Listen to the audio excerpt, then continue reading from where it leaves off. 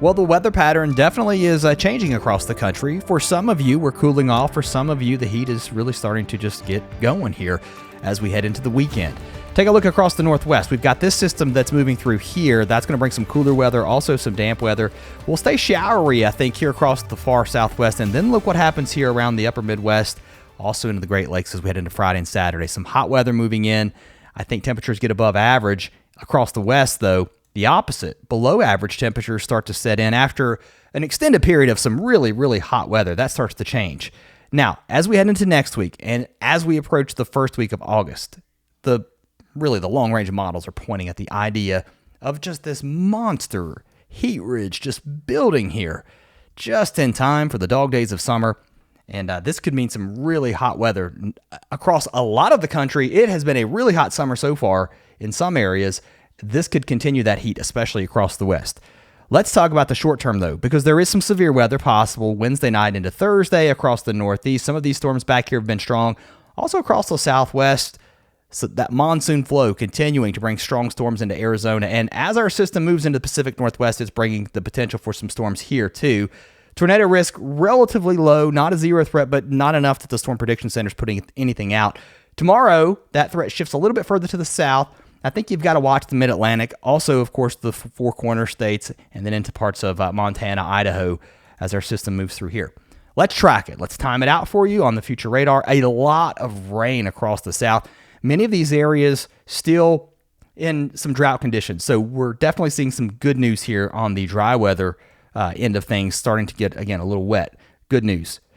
Across the Northeast, some of these storms here could pulse up and be strong through the evening hours from parts of New York down into Pennsylvania, even as far south and west as West Virginia and Ohio. The strongest risk, I think, would be right in here through the evening hours, and then once we move past midnight, that calms down. Our next round of rain continues to just move back into Virginia and North Carolina. We've seen repeating rounds of rain here. Some areas have seen a little too much.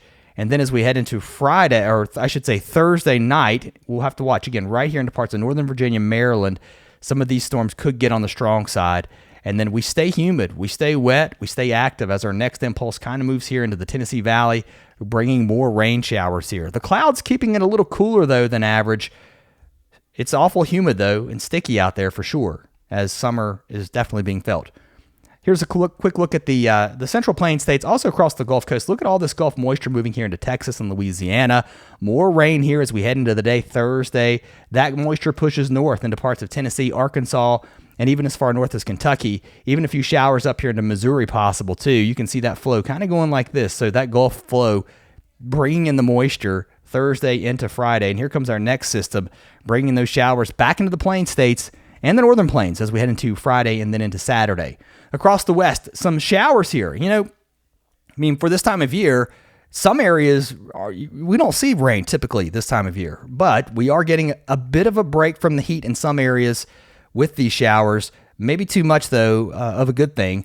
Across the far Southwest, some of these could tap into some really dry air in the mid-levels, and that could push some of that air down, or that cooler air down to the surface in the form of some gusty winds, and that could, again, cause some severe weather here across parts of Arizona, not just today, Wednesday, but also again on Thursday, and then maybe even on Friday too, a little bit further to the east. I think now we're looking at New Mexico, parts of Colorado, and as far north as Wyoming, and then up into Montana too.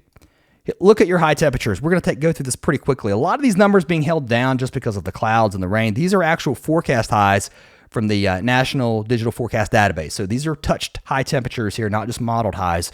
Friday highs back close to 90 from Huntington to Charleston, over to Louisville, very close to that, up toward D.C., mid to upper 80s, quite soupy too, with a lot of humidity out there. Dew points in the upper 60s, the low 70s, so it's going to feel even hotter. And then as we head into the weekend, staying toasty. If anything, we start to get even warmer here across the Mississippi Valley, up into parts of the lower Ohio Valley too. Across the Central Plains, down into Texas, again, cooler here just because of the rain, but where we do see the sunshine, it's going to get hot. Mid to upper 90s are back here, and we could even get back into the triple digits by Saturday from parts of Nebraska into Kansas, back into Colorado too. Eastern Colorado, low 100s possible, and it could get even hotter on Sunday. Maybe 104, 105. Combine that with the humidity, and it could feel even hotter. Monday looks really hot too. We're talking about 106, 107 for places like central Kansas, up into Nebraska, eastern Colorado, over 100, and then down into Texas. Very close to 100 for Dallas here, and staying hot and humid here across the Gulf Coast as well. So the forecast is definitely hot and quite active too over the next couple of days. Now, here's a quick look at the week ahead. We're going to go through this really quickly because I want to show you all of the weather patterns shift up that we're going to see. Again, we will see a bit of a break, I think, in the rain here. It's been consistent. I don't think we're going to stay rain-free, but in some of these areas, especially here across the Tennessee Valley, it's just been shower after shower after shower.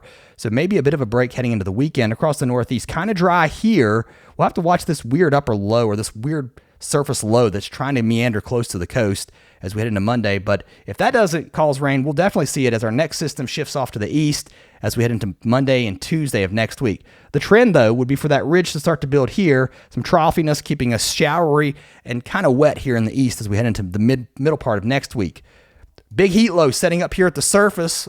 That's really just because you're heating things up so much. You've got that rapidly rising air. So that is a heat low, my friends, and it is going to be really hot here next week into the first couple of days of August.